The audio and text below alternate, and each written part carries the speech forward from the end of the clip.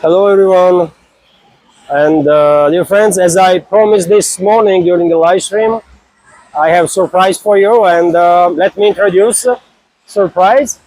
Although he don't really need any introduction whatsoever. Great Alex Christoforou from Duran. Once again, hello, and hello to you, Alex. Hello, thank you for inviting me on this early evening walk and talk. Hotel Nikolskaya, the St. Regis Hotel Nikolskaya right in front of us. We have a very historic building right in back of us. A very historic one. And we have the fantastic Detski Mir, right? Detski Mir, da. Where you can spend the whole day hanging out there. Yes, absolutely. And that's the hotel that Alex is mentioning. And the metro. And Lubyanka. Lubyanka metro station right there. First of all, Alex, of course, I have a number of questions there. Thank you very much for finding time in your schedule. I want to ask, you already several years here in Moscow. It's almost a year, isn't it, since your last visit? And can you share to community what is your impression? Because we are living here and we might not notice some changes. Maybe you did notice some stuff that you did not see last year, or maybe it's somewhat same. I don't know. Look, in general, things are normal, I would say. I don't see much difference from last year. I have been here only a couple of days. Yeah. But I don't know. I get the impression that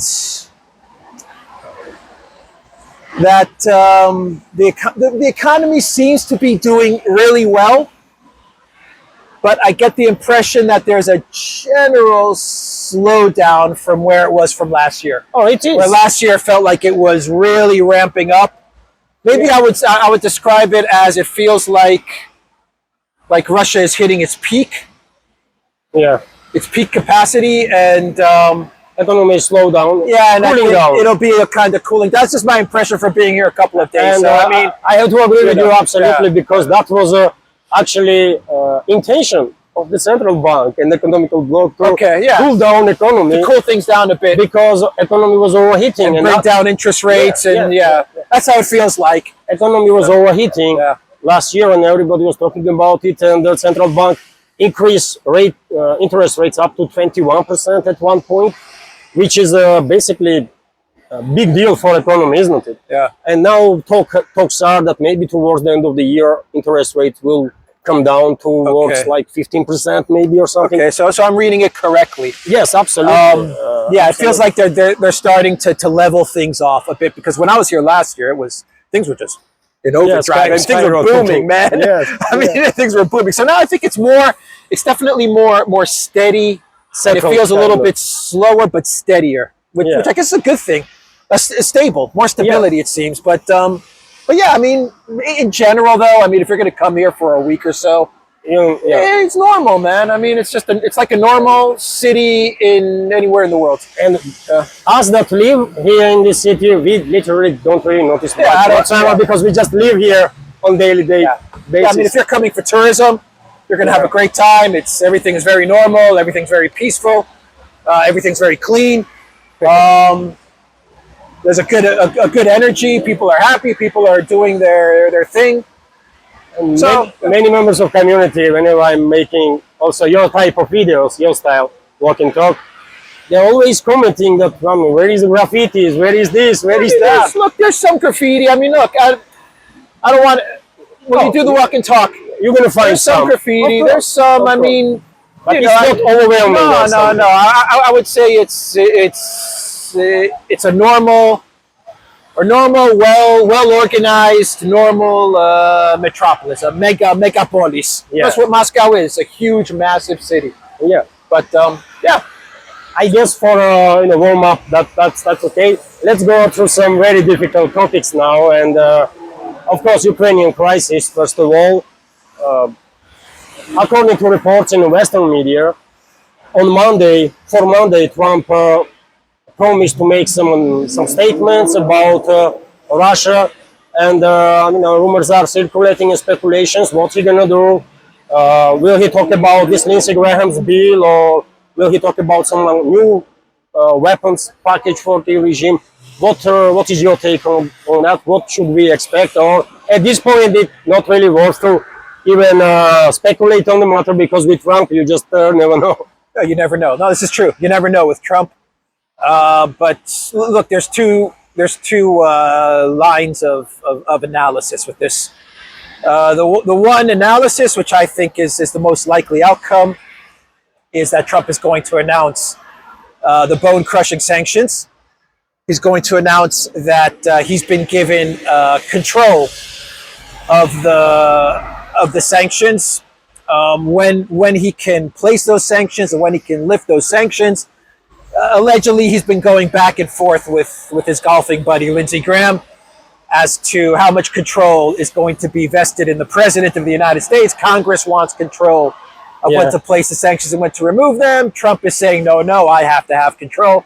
I think eventually he's going to win out, and he's going to dictate when to place the sanctions and when to remove the sanctions. So I think he's going to announce that. I'm going to place 500% bone-crushing sanctions on Russia, secondary sanctions, which is effectively an embargo on China, India, Turkey, and every country that trades Russian energy or uranium, buys and sells Russian energy or uranium, including the United States, right? And that's going to be his announcement. And then I would probably think he's going to announce offensive and defensive weapons to Ukraine, laundered via NATO. So he's going to come out and say, I've made this great deal because I'm the great negotiator, and NATO's going to purchase weapons from the United States, and we make the most beautiful weapons in the world. There's no more beautiful weapons than the weapons from the United States. Our weapons are amazing. They're beautiful. Look what they did to Iran. He's going to come up with a nice story like that, and he's going to say that they obliterate everything. They obliterate everything. They're incredible. No better military, no better weapons. We're going to sell them to NATO, so we're going to make money, and then NATO's going to give them to Ukraine. And this is on your point that you made yesterday in your video. That it's US that actually pays for NATO, for God's sake. Anyway, America, that's how he's going to sell it. Yeah. Fine, whatever. And probably he will. He will. But that's how he's going to sell it. Then there's the other analysis, though, which is saying that maybe 5% chance, right? Sure. Maybe Lavrov and Rubio, because they did have a good meeting. They said they had a good meeting.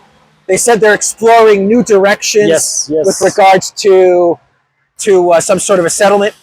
Maybe there's going to be a different announcement, which is going to say that there's some sort of deal in the works. Yes, I wanted to ask about this topic also. Yeah. Should we? Yeah, well, yeah. It's starting to rain. Yeah, I was caught in the rain, so I'm a bit of a mess as well. Yes, but we had heat wave, by the way, for whole week, and today. Finally, we had big rain. Yeah, and Alex was caught in the rain. I was caught in the rain. I got soaked. And my shoes needed cleaning, so that's a good thing. And Alex, on the topic that you mentioned, this meeting between Lavrov and Rubio in Kuala Lumpur on sidelines of ASEAN, rumors are that Lavrov transferred to Rubio to deliver basically message to Trump about some new initiatives, kind of. What is your impression on that? I don't know. Yet again, it is anybody's guess, isn't it? This is the hope that maybe, and we're all hoping it, that maybe on Monday Trump is going to not announce NATO weapons. He's not going to announce sanctions, and he's going to announce a new direction, a new initiative. That's what we're hoping for, but that would be great, really. What are the chances of that, honestly? Slight, I don't know. Yeah. I don't know. You know, Alexander, in his video update yesterday, he presented both options as well. And he said, analysis? He said most likely what he got from the readout between Lavrov and Rubio, the statements from Lavrov and the readout from the foreign ministry, is that it seems to him that they agreed that even though things are escalating and Trump might escalate, they both agreed to continue dialogue and to continue to communicate and to continue to explore options. Yeah. Which is not a bad thing. I mean, Biden never talked to Russia, to Putin. Blinken never spoke to Lavrov. So even though Trump is gonna get on the escalation escalator, he's already on the escalation escalator. Even though he's moving up that escalation escalator, at least they're going to be talking to the Russian side, which is better than nothing. Better if there's a silver lining. I guess that's the silver lining to this mess. Also, Alex, what is your take? Would we see the escalation? Definitely not immediate future, but as well while Trump is in office. Or that's too optimistic stuff to say. I don't know. I always say there's no reverse gear. I always say there's that once you're on the escalation escalator, there's no coming down. I think it's going to be a military solution. My guess is just a guess that Trump is going to have to take the hits in much the same way that Biden took the hits from Putin and from the Russian military. Trump's going to have to learn the hard way that this thing is lost. I think he's put way too much trust in Keith Kellogg. In much the same way that he put so much trust in Bolton and all these guys, he's put a lot of trust in Kellogg and Graham, and he's going to have to get burnt. That's the only way he learns. Just like Bolton burned him, Kellogg and Graham, they're going to have to burn him, and that's the only way he's going to learn. But that would be my take. On the topic of escalation, President of France announced, isn't it, like a couple of days ago, while he was in London, that they have reached agreement with the UK to increase this special corps from 10 to 50,000 troops. What is your take on that? Will coalition of willing will truly dare to send their troops into Ukraine, or is just go ahead? Go ahead. I don't know how many troops they have. I don't think they have 50,000, but whatever. Even if they do, go ahead. Yeah. Go ahead, send them and whatever. They're not going to do anything without the United States. Yeah, that's. And I think Macron. What Macron is ultimately angling for is a no-fly zone. There was a report. I mean, you read the report from, I believe it's a Swiss outlet. Yeah. Where they said that Sirski, and they've been pretty reliable actually. They said that Sirski is left with two options: either to continue to devote resources to various parts of the front line and have them get ground down by the Russian military, or to fall back and build a defensive position, most likely on the other side of the Dnieper.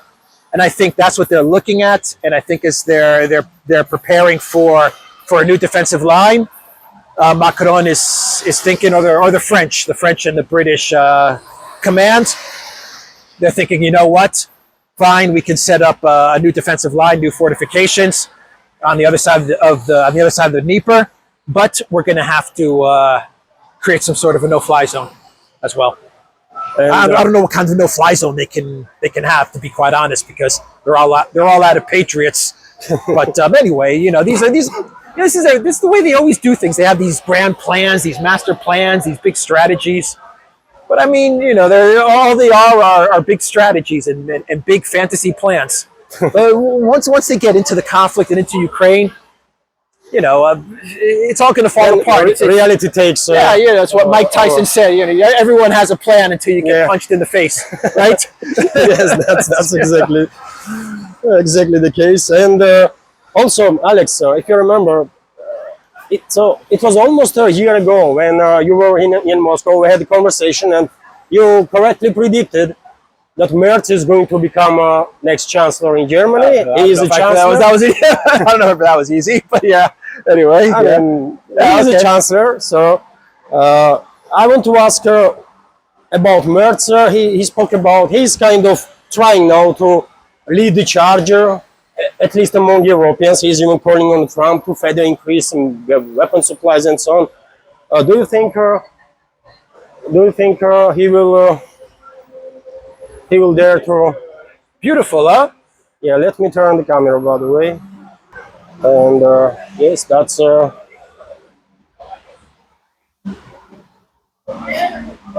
I don't even know what this is, but it is. But it's it is awesome. Religious. It's awesome, and we should walk inside and just see if we can walk inside and look at the bell. Yes, I mean, it's a religious school, maybe, because открывает набор абитуриентов, в смысле, мол, we are open for students. For students, for people, yeah. No. So, and bells here, by the way. Российский православный университет. Святого Иоанна Богослова, да. Okay. Your Russian is great. Конечно. Конечно, да. Конечно. Yes, that's Я знаю немного по-русски. Да, давай. See, it's nice, huh? Get close into the bell. It's all right. So what were we saying? And let's flip it around. Discuss. You were talking and about. I was asking about Merz. Will he send Taurus missiles to Ukraine? He spoke too much about this topic. Maybe already. Did you see the report or the interview with the German military chief? That towards the end of this month, Ukraine will have missiles. Yeah, and but, it's a Ukraine. German long-range missile that they've manufactured, right? That's why I'm asking which is I'm not going to say the word because we're in a religious setting, but everyone in the UK knows the word that I'm going to use, right? It's a load of what. I'm not going to say the word, I guess, but it's Taurus missile. Everyone knows it's Taurus missiles. Merz thinks he's being clever. The West thinks they're being clever. Germany thinks they're being clever because the Russians said if Taurus missiles enter the conflict, then Germany is an active participant in this war. So now they're saying this is a long-range missile that was manufactured jointly by Germany and Ukraine. It's not us. It's It's nonsense, man. It's nonsense. It's what Annalena Baerbock said 2.5 years ago with the Leopard tanks. They're no longer German tanks when we give them to Ukraine. They become Ukrainian Leopard tanks, right? Yeah. Okay. Whatever. Russia's not going to fall for this. Going off of that, if I had to take a guess, I would say a lot of the drone and missile strikes into the West and into Lvov and into all these military factories, I bet you the Russians over the past 2-3 weeks are actually trying to hunt down the Taurus missiles because they've been sitting in various warehouses for a couple of months. Definitely possible. I think they're hunting them down and trying to destroy them. Increase is quite significant, isn't it? In last couple of weeks. And they're hitting the West very hard. It was a rare occasion in the past when Western Ukraine very rare. Yes. And now almost every day. Yeah. So I think they're hunting down the Taurus. A part of the strikes are hunting down the Taurus. And do you think there is a risk there that once these German missiles are used to strike deep into Russian territory, Moscow may react in a different fashion that it reacted on British and French cruise missiles? Because after all, Ukraine and France is a nuclear powers. Germany is not. Probably not. Going off of the way Putin has been reacting, most likely Russia's just going to adapt to the Taurus missile and in like much the same way with the Storm Shadow and the Scalp. So it'll be another. I mean, I don't want to say this was a Russian red line. I think this was a stated Russian red line. I mean, there was I think they said no Taurus missiles or no long range. They definitely said no long range missiles into the Russian Federation, but then that red line was crossed. Russia's reaction. Okay. Restrained. Yeah. So that red line was crossed. This red line will be crossed as well with Taurus missiles going into the Russian Federation. Look, we have to be realistic. Russia's going to knock down the Taurus missiles. Their air defense will get a handle of the Taurus missiles, but some Taurus missiles will get through. Yeah, unfortunately, they will do damage. No air defense. You say it all the time. No air defense is perfect. Absolutely. I mean, even tiny Israel is unable to protect its skies 100% of time. It's just not possible. And it's going to take time in the beginning. Yes, for Russia to understand the missile and adapt to it. Eventually, they will. Yeah. But I think the strategy of the Russian military and of Putin will remain the same, which is just to continue with the war of attrition and not get sucked into a bigger war, even though Germany is getting sucked into the war. Germany is becoming a participant in this conflict. And I think Russia will say that Germany is now a participant in this conflict. I think they will say that. I mean, I can only hope that Berlin will somehow. They'll say it. The actions, I think, will mimic the Storm Shadow scalp, but I think they will say that Germany is now a participant in this conflict. Yeah. For whatever that means, whatever that may mean in the future. I don't know.